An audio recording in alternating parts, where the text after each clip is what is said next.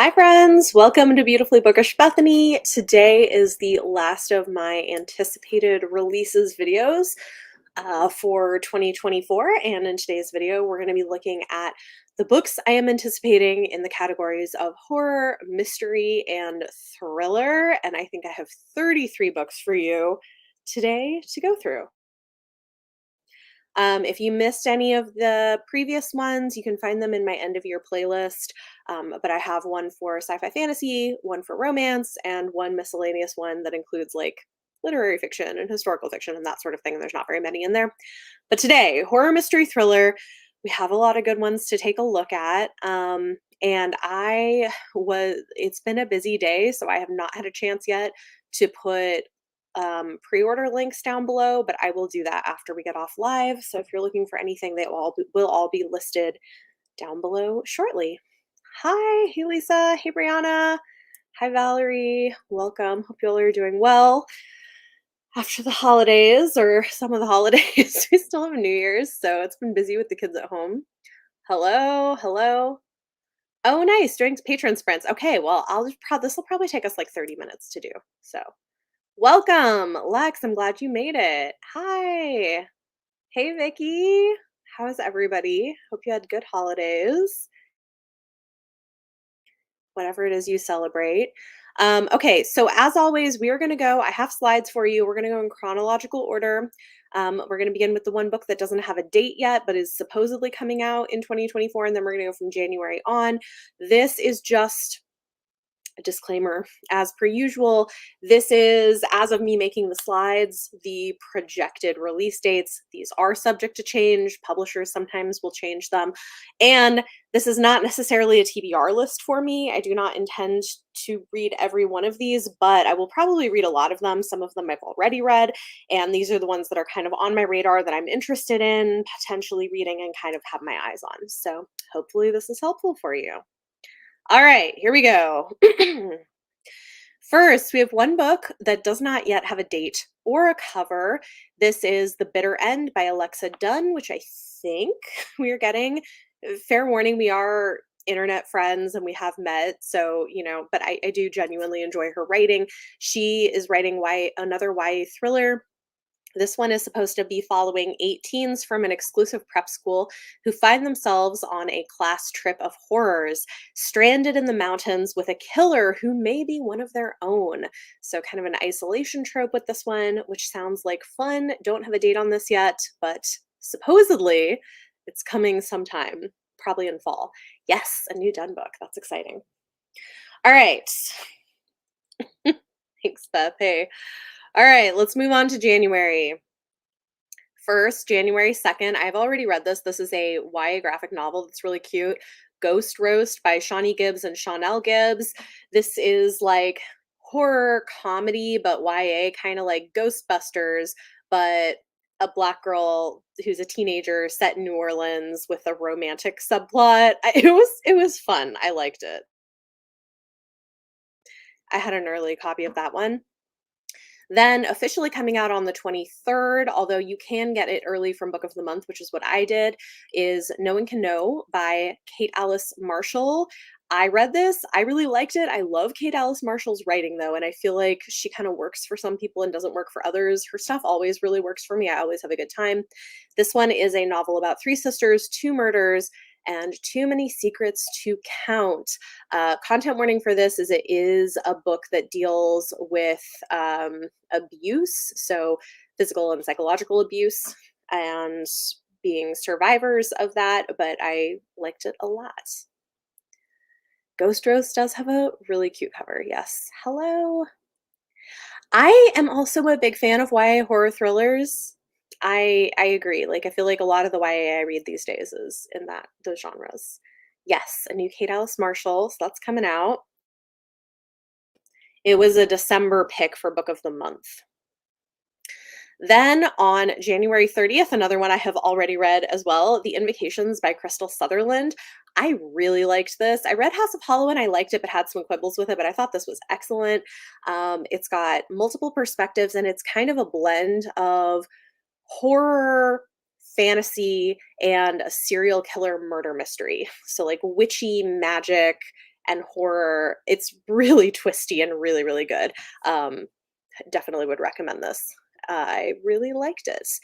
And then one that I've just barely started, not even enough to say anything about yet, but These Deadly Prophecies by Andrea Tang seems interesting. It's another kind of genre blendy one that's YA. A teenage sorcerer's apprentice must solve her boss's murder in order to prove her innocence in this twisty, magic infused murder mystery, perfect for fans of Knives Out and the Inheritance games. So we'll see how that goes. Yes, The Invocations is really good. I really, really liked it. I think it's gonna be a big hit. Okay, moving on, let's look at February. First, February 20th. This looks really good. Island Witch by Amanda Jayatissa. This one is inspired by Sri Lankan folklore, and it says award-winning author Amanda Jayatissa turns her feverish Gothic-tinged talents to the late 19th century Sri Lanka, where the daughter of a traditional demon priest, relentlessly bullied by peers and accused of witchcraft herself, tries to solve the mysterious attacks that have been terrorizing her coastal village. Lush, otherworldly, and recalling horror classics like Carrie and The Exorcist, Island Witch is a deliciously creepy and darkly feminist tale about the horrors of moral panic, the violent space between girlhood and adulthood, and what happens when female rage is finally unleashed. Uh, sounds really good.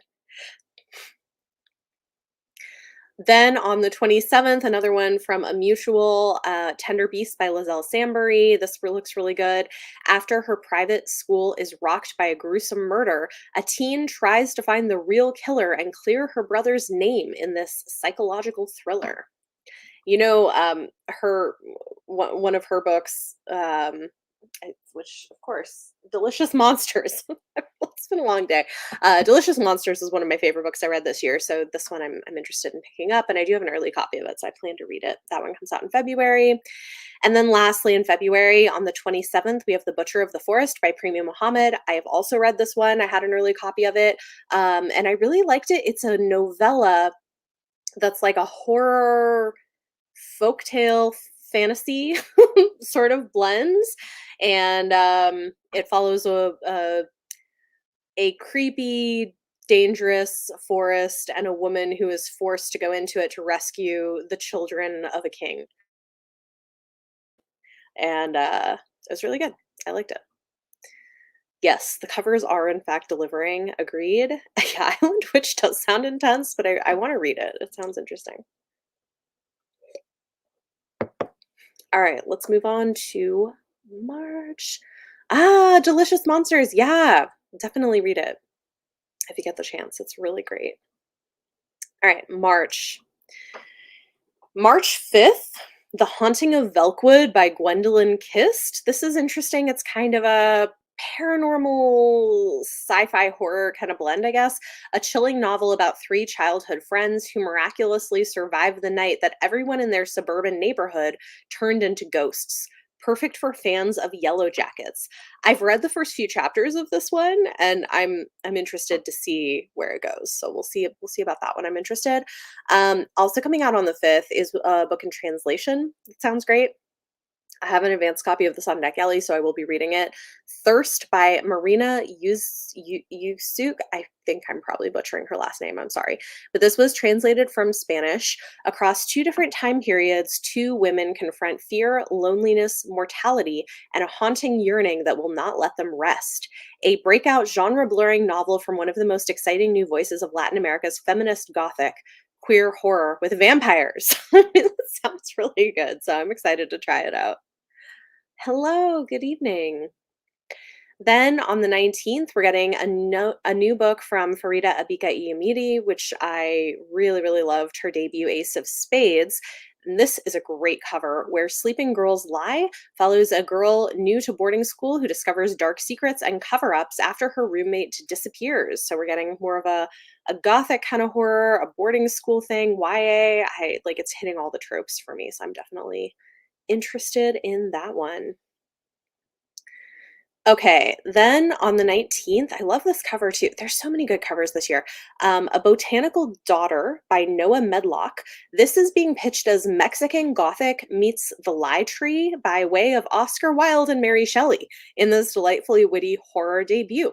A captivating tale of two Victorian gentlemen hiding their relationship away in a botanical garden who embark on a Frankenstein style experiment with unexpected consequences. So, kind of a queer Frankenstein, I like with comedic elements, it sounds good. So, yeah, yes. Then on the 19th, we're also getting The Woods All Black by Lee Mandello, who I have loved everything that Lee Mandello has written so far, so I'm very interested to pick this one up. Equal parts historical horror, trans romance, and blood-soaked revenge, all set in 1920s Appalachia. Sounds good. Yes, Daughter looks and sounds great, absolutely. Excited to read Medlock and Mandello. Yeah.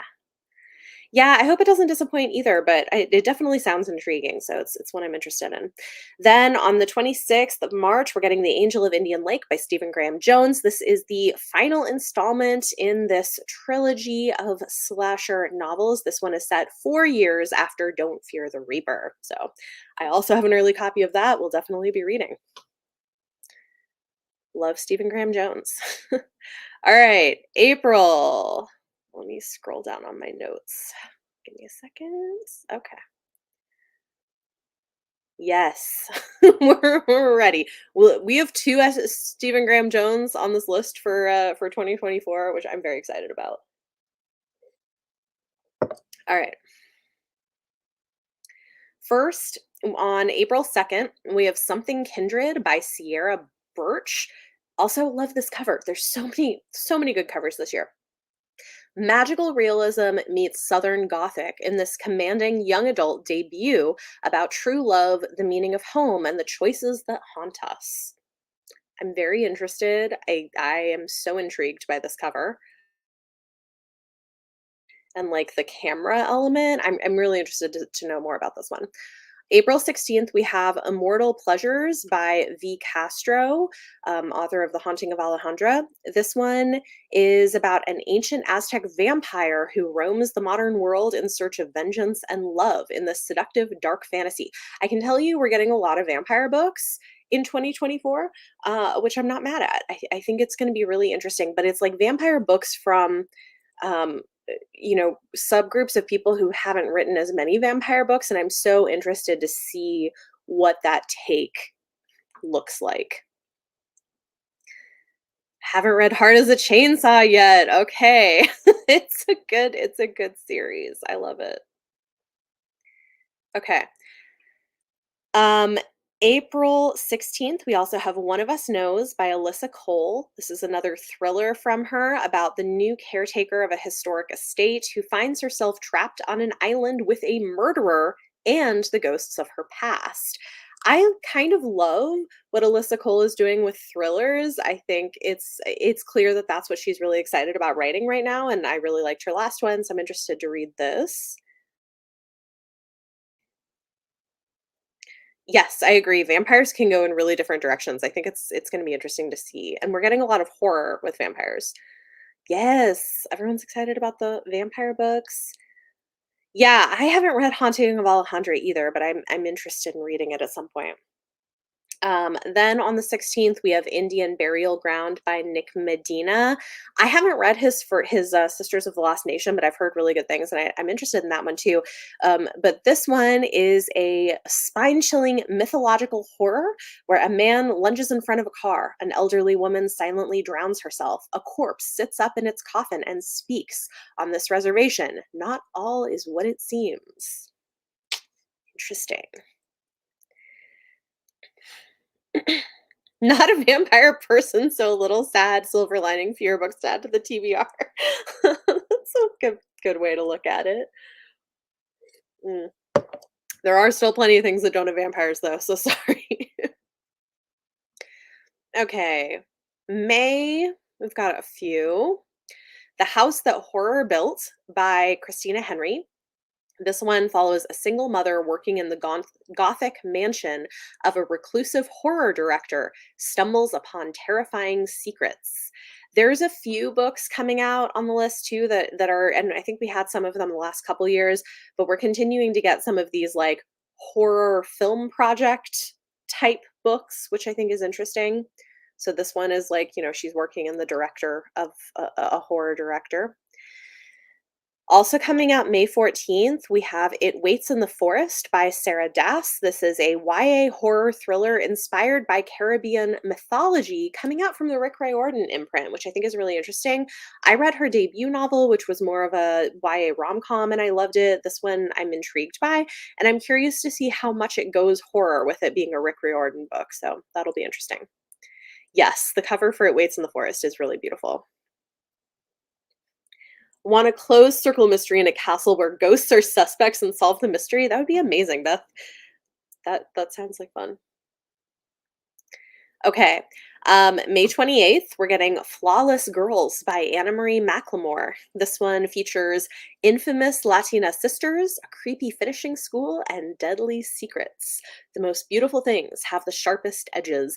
This I'm really intrigued by. We haven't really gotten something that leans so much into horror from Anna Marie McLemore before, so it's something a little bit new for them. I am very interested to read this, and I think their writing is often really beautiful.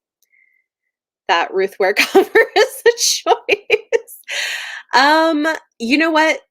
I don't love it, but I haven't loved her last few covers. They seem to follow a trend. Like she goes in patterns, if you notice. Like if you look at her covers like next side by side, they kind of like fit them together in a few years, if that makes sense.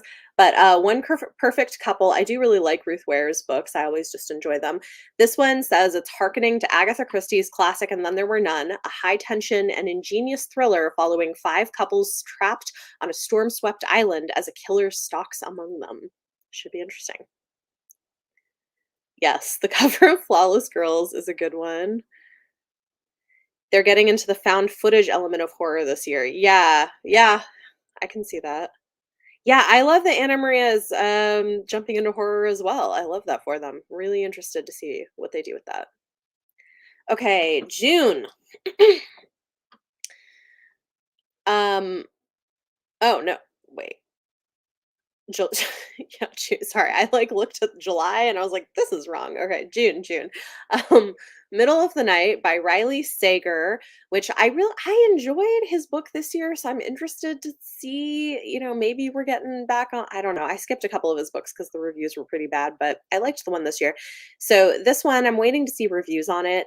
A man must contend with the long ago disappearance of his childhood best friend and the dark secrets lurking just beyond the safe confines of his picture perfect neighborhood. This is a maybe for me. This is one where, like, if people read it and seem to be loving it, I would pick it up, but I'm going to kind of wait and see what the reviews on this are. Then, speaking of horror film stuff, we've got Horror Movie by Paul Tremblay, a chilling twist on the cursed film genre. June 1993, a group of young guerrilla filmmakers spent 4 weeks making Horror Movie, a notorious, disturbing art house horror flick. The weird part? Only 3 of the film's scenes were ever released to the public, but Horror Movie has nevertheless grown a rabid fan base. 3 decades later, Hollywood is pushing for a big budget reboot. The man who played the Thin Kid is the only surviving cast member. I'm interested. This sounds intriguing. Ah, yes, a male character finally. This is true, isn't it? He's written all female main characters. This is the first time he's done doing a guy. Yeah, that's a good point. Every year you tell yourself you're not reading any more Sager, but then do and regret it. Oh, no. I mean, he's got great premises, so they're always on my interested list. What Riley Sager book would I recommend? I think it depends what you like. Like, I feel like if you like gothic kind of horror, Home Before Dark, or this new one from this year is a good one. The last is it The Last Time I Lied? Is that the one? I liked that one, which has more of like a summer camp YA thing. I don't know. Like if people like to just kind of like see what premises sound good, because he's done kind of a lot of different things. I've enjoyed the books of his I've read, but I have skipped 2 of them. I didn't read the one I read 2023, so I skipped 2021 and 2022. Like, the House Across the Lake one, and then the car one, I don't remember what it was called. So, someone recommends the 2023 one, Beth recommends Home Before Dark. Yeah, if y'all have, suggestions, feel free to put them in the comments. Alright, that's all I have for June, so let's move on to July. There's a lot in July. I don't know why, like, they're very little in June, very little in August, but I'm sure we'll end up with a lot in October, but I just don't have any of those books yet. Okay, so July. First up, Witchcraft for Wayward Girls by Grady Hendrix. We don't really know much about this, but the title is intriguing and it's supposed to be folk horror. So I'm interested. I like what I've read from him. This is on my list of things to check out. Then we have Bury Your Gaze by Chuck Tingle, a new heart pounding story about what it takes to succeed in a world that wants you dead. Misha is a jaded scriptwriter who has been working in Hollywood for years and has just been nominated for his first Oscar. But when he's pressured by his producers to kill off a gay character in the upcoming season finale, for the algorithm, Misha discovers it's not that simple. As he is haunted by his past and past mistakes, Misha must risk everything to find a way to do what's right before it's too late. Very interested in this. I loved Camp Damascus. So we're getting another, mainstream horror novel from Chuck Tingle. Definitely planning to read that. Hello, welcome. Yeah, I heard The House Across the Lake was really bad. Someone gave me spoiler details because I asked for them and I was like, no, I'm skipping that one. Thank you. Yes, another Chuck Tingle horror. That is very exciting. Yes, we love Chuck Tingle. Camp Damascus was so good, right? I mean, oh my God, so good. Okay. Okay, so we have a suggestion for Riley Sager. I like The Last Time I Lied and Final Girls. Okay. Yeah, I like those as well.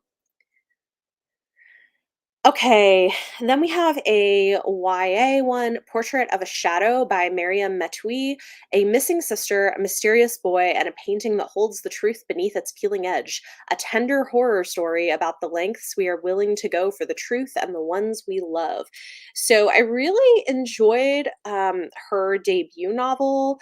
It which is about Arab Muslim sapphic girls, but with like a paranormal horror element. So if that's something you're looking for in YA, that kind of representation, I think this is a great option. I'm not gonna try to remember specifically her identity, but you can definitely look it up. I don't want to get it wrong. But yeah, the premise of this sounds interesting. I liked her debut, so it's on my list of things I've got my eye on.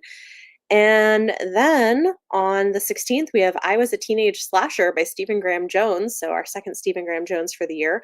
A classic slasher story with a twist, which I will be reading this. It looks like a lot of fun. Love Across. Oh. Oh, is that this must be Chris's, oh, yeah, Across the Universe. That's so funny. Cool. Okay. All right. July 23rd, we have The Ghost Keeper by Joanna Taylor. This, I think, is a graphic novel perfect for fans of everything from Lockwood and Co. to The Haunting of Hill House. This gothic graphic novel follows a young medium with the gift, or curse, as some might say, to communicate with the dead. This looks cute. I have an advance copy from NetGalley that I plan to read, so we'll see how that goes. I'm always a sucker for a gothic story. Yes, we do love slashers indeed. Yeah, The Ghost Keeper is I like the art on this cover, it's very cute. Then, very excited, on July 30th, we are getting a second novel from Joelle Wellington, The Blonde Dies First. A group of friends fight to choose their own fates in this trope-savvy, self-referential YA thriller from the acclaimed author of Their Vicious Games about a demonic force that acts according to horror movie rules in the spirit of the Scream movies. Very excited for this. I loved Their Vicious Games. I just have been thinking about it all year long, and you're going to see me talk about it in my best books of the year list. But very interested to get a sophomore novel from her and see how it goes. Yes, you should definitely Definitely check this out. And also The Blonde Dies First. It's like a great title. In August, we just have one book on my list. This is Girls Who Burn by M.K. Pagano. Twisty, pulse pounding, enemies to lovers thriller full of secrets, privilege, and murder. Which will ignite first? What does it say? Her rage, their desire, or a killer's bloodlust. It's YA. It sounds fun. It's got a lot of keywords that work for me. Lastly, I've got a couple in September, and that will round out what's on my list so far. And we do not have covers for either of these yet. First up, Compound Fracture by Andrew Joseph White. Really exciting too, because he is having this one published. Like his previous two books were from a smaller indie press, and this one is, I think, with Penguin Random House, which probably means he's getting paid more, which is awesome because his books have done really well for a small press, and I love this for him. A queer Appalachian thriller that pulls no punches for teens who see the failures in our world and are pushing for radical change. A gut wrenching story following a trans autistic teen who survives on attempted murder only to be drawn into the generational struggle between the rural poor and those who exploit them. It sounds really interesting. I still have to read his second book, The Spirit Bears Its Teeth, but his first book was so good. So definitely keep an eye out for that one. And then on the 12th, we are getting a new book from Alexis Henderson, An Academy for Liars. And this also just totally sounds like my thing. Lennon Carter's life is falling apart until she gets a mysterious phone call inviting her to sit the entrance exam for somewhere very few have heard of. Drayton College, a school of magic hidden in a secret pocket of Savannah. Lennon has been chosen because, like everyone else at the school, she possesses the innate gift of the ability to wield her will like a weapon and to use it to control others and, in rare cases, matter itself. After passing the grueling exam, Lennon must now learn how to master the devastating power. While persuasion takes a heavy toll on her body and mind, she is captivated by all that surrounds her. This is like a very long description. I think because it's like so early, somebody like it's also not like fully edited, but it's interesting. So we have like a gothic magic school, darkness, etc. It sounds like fun. So that's coming in September. Yes, Alexis Henderson is coming out with a new book. So, and her stuff is usually also sapphic. So I would not be surprised if we get that from her as well. Yeah, so those are all the books in horror mystery thriller that are on my radar for 2024 at this point. And there's well, okay, there is actually one I want to mention. I want to like shout this out because I found this after I had already put this all together. But we are, oh, where did I put it? Oh my God. Of course I don't have it when I want it. Come on. Hold on. I'm gonna find it. No. Okay. So let me look it up. So we are getting a YA book from she had written under N.E. Davenport for the blood trials, but under Nia Davenport, she's writing a YA kind of mystery thriller. I think it's the same author. Okay. So Out of Body, a high stakes propulsive YA thriller with a body swap twist, thoughtfully exploring themes of friendship and identity. And that's coming out February 6th. So I think this is the same. Yeah, it is. It's any Davenport. Anyway, so I'm also interested in that one. There are some tempting books on the list. Yes. Even without the vampires, plenty to add. Yep, there always is. All right. So hopefully that was helpful. Thank you, everybody. I'm going to be back with a couple of videos in the next week. You know, my TBR and book haul and stuff like that. But then right around New Year's, I'll have like my overall favorite books of the year and honorable mentions, and then we'll have videos coming throughout January. Best and worst of the year, books I DNF'd. Like there will be lots coming, so it'll be really fun. TBR is crying, but you're happy. Listen, I can relate. It's like this every year. It never goes away, unfortunately. They keep getting new books that sound good to publish. So, have a great rest of your day, and I will see you all later. Bye.